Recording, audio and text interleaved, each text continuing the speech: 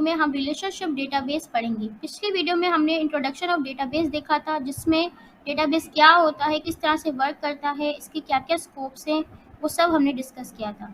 अगर आप लोग ने मेरी पिछली वीडियो नहीं देखी तो आप पहले वो जाकर देखिए, आपको सारी इन्फॉर्मेशन मिल जाएगी डेटाबेस के बारे में।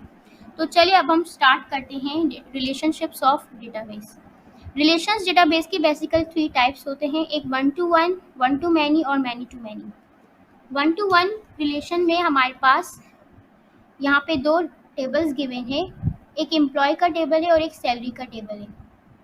1 to 1 रिलेशनशिप्स में बेसिकली होता ये है कि एक जो टेबल होता है वो दूसरे टेबल्स के एक ही रिकॉर्ड के साथ रिलेट करवा सकता है, और इसी तरह आप वाइस वर्सा कर लें कि दूसरा टेबल जो होगा वो पहले वाले टेबल से एक ही रिकॉर्ड रिलेट करवाएगा, यानी कि यहाँ पे 1 to 1 का रिलेशन होगा।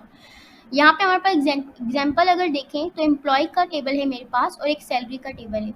यहाँ पे एम्प्लॉय की जो आईडी है, जो एज अ प्राइमरी की है, वो हम यूज़ करेंगे सैलरी के टेबल में एज अ फॉरेन की। प्राइमरी की, फॉरेन की क्या होते हैं, ये मज़ीद आपको आगे डिस्कस हम करेंगे, आपको बता देंगे कि ये होती क्या है और किस तरह से इसको हम यूज़ करते हैं। फ़िलहाल आप यहाँ तक ये समझ लीजिए कि यहाँ पे 1 to 1 रिलेशनशिप ये हो रहा है कि जो एम्प्लॉय है वो एक ही सैलरी को रिलेट करेगा, और जाहिर है कि एक इंसान की एक ही सैलरी होती है। नॉर्मल अगर हम डेली बेसिस लाइफ पे देखें, जो हम कहीं भी काम करते हैं तो हमें जो सैलरी मिलती है वो एक ही उस पर रिलेट होती है, राइट। तो इसी तरह सैलरी जो है उसको उल्टा कर लें कि सैलरी भी जो है वो एक ही एम्प्लॉय के पास रिलेट होगी। इसका आपका ये सवाल हो सकता है कि हमें क्या ज़रूरत पड़ी कि एम्प्लॉयज़ का अलग टेबल बनाया और उसमें सैलरी का हमने कॉलम नहीं डाला, बल्कि सैलरी का हमने अलग से ब्रेक करके किया हुआ है, टेबल बनाया हुआ है। तो इसका ये भी हो सकता है कि अगर मैं उसको उसमें आपको रिलेशनशिप दिखाती तो आपको इतने अच्छी तरह से ये एग्जाम्पल समझ नहीं आती, इसलिए यहाँ पे अलग ब्रेक करके आपको टेबल्स दिखाए गए हैं ताकि आपको रिलेशन समझ में आए कि 1 to 1 रिलेशन हो कैसे रहा है। इसके अलावा यहाँ पे जो यूज़र्स का वो एक्सेस होता है, उसके भी राइट्स लगा सकते हैं। डेटाबेस में उसका होता है कि हम यूज़र्स के राइट्स कर सकते हैं, कौन सा यूज़र किस तरह के टेबल को एक्सेस करवा सकता है। ये सर्टेन यूज़र्स के लिए एम्प्लॉय सैलरी है जो है उसका एक्सेस अलाउ नहीं कर रहे, सिर्फ एम्प्लॉयज़ ही अपने सैलरी देख सकता है और कोई इसकी सैलरी की इंफॉर्मेशन नहीं ले सकता, इसलिए जो है इसको अलग से टेबल में हमने रिलेट करवाया है। अच्छा जी, तो नेक्स्ट है हमारे पास 1 to many का रिलेशन।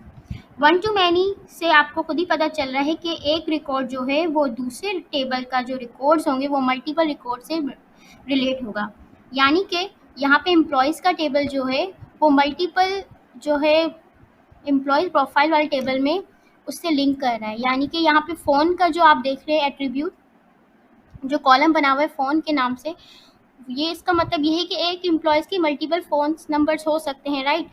कोई भी इंसान है उसके मल्टीपल फ़ोन नंबर्स होते हैं, 2-3 इस तरह फ़ोन नंबर्स। तो यही बता रहे हैं कि इसमें यही रिलेशन दिखा रहे हैं कि एक एम्प्लॉय के मल्टीपल फ़ोन नंबर्स हो सकते हैं, तो इसीलिए यहाँ पे 1 to many का रिलेशनशिप शो हो रहा है।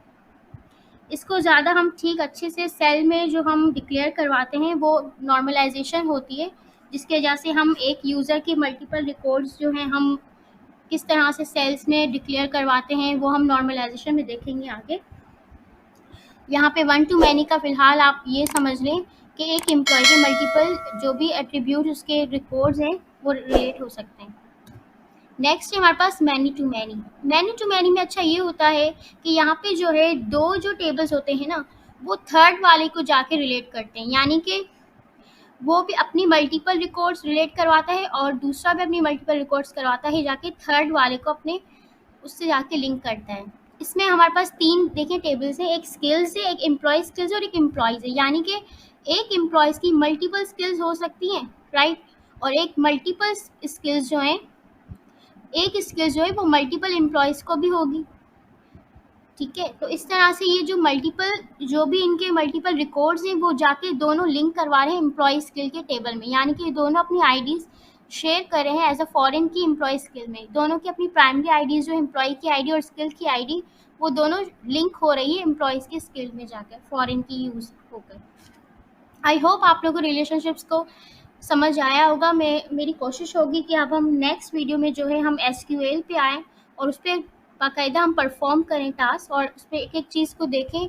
बेसिक्स जो होती हैं, टेबल क्रिएट करना, स्कीमा, और जो भी आपको छोटी मोटी जो भी रिलेशनशिप्स वगैरह होते हैं, वो सब मैं आपको बाकायदा ही परफॉर्म करके दिखाऊं कि एसक्यूएल में किस तरह से हमें वर्क करते हैं।